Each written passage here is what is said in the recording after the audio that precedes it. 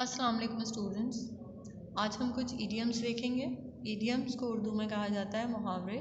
मुहावरे अमूमन ऐसे कुछ अल्फाज का मजमूआ सेट ऑफ वर्ड्स होता है जो कि अपने एक्चुअल मीनिंग के मुताबिक नहीं होता, बल्कि इसके मफहूम को समझ के इसे इस्तेमाल किया जाता है।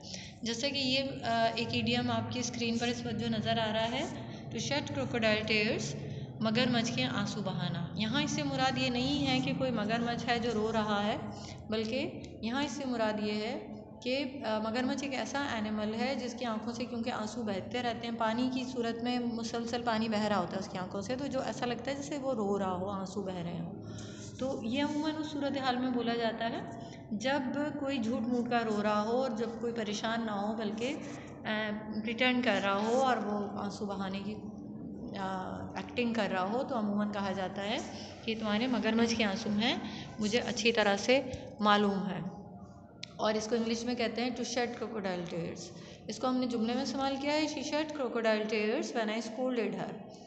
उसने रोना शुरू कर दिया झूठ मूठ का जब मैंने उसे डांटा। अब ये नेक्स्ट देखें, to feel like a fish out of water, नए माहौल से बेचैनी। यानी feel like a fish out of water means जैसे मछली को पानी से निकाल दिया जाए।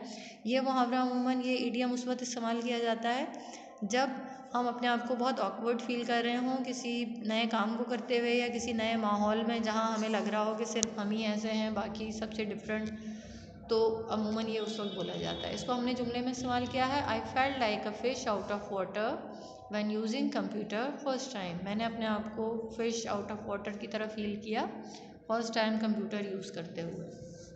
अब नेक्स्ट देखिए, to nip in the bud, शुरू में ही ख़त्म कर देना।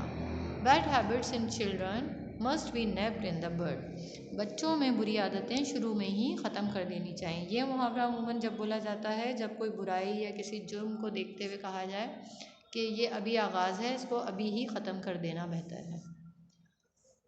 नेक्स्ट है to turn over a new leaf, ज़िंदगी का नया और बेहतर दौर शुरू करना। यहाँ लीव पत्ते वाला लीव नहीं है, बल्कि यहाँ मुराद ये है कि ज़िंदगी में कोई ऐसे टाइम का आगाज़ जब आप अपनी ज़िंदगी टोटल चेंज तरीके से गुजार सकें।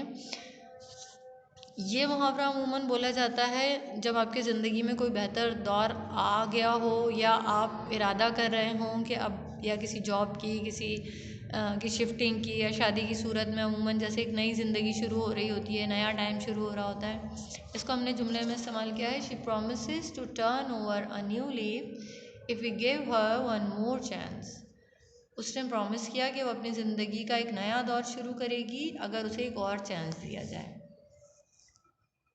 टू पुट इनटू प्रैक्टिस, इस्तेमाल करना या काम में लाना। यानी जो चीज़ें आप सीख चुके हैं या जो आप जानते हैं उसको आप प्रैक्टिस में लाइए, यानी उसको आप इस्तेमाल कीजिए, तो उसके लिए ये मुहावरा इस्तेमाल किया जाता है। इसको इंग्लिश में हमने जुमला इसका बनाया है, now is the time to put into practice all the good things you learn in life.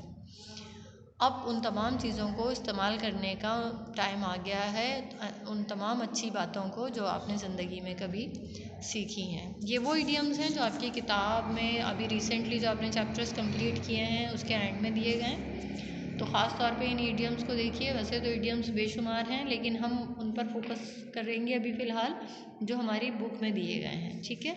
तो इनको मज़ीद अपने जुमलों में बनाने की कोशिश करें और इसको याद भी कर लें।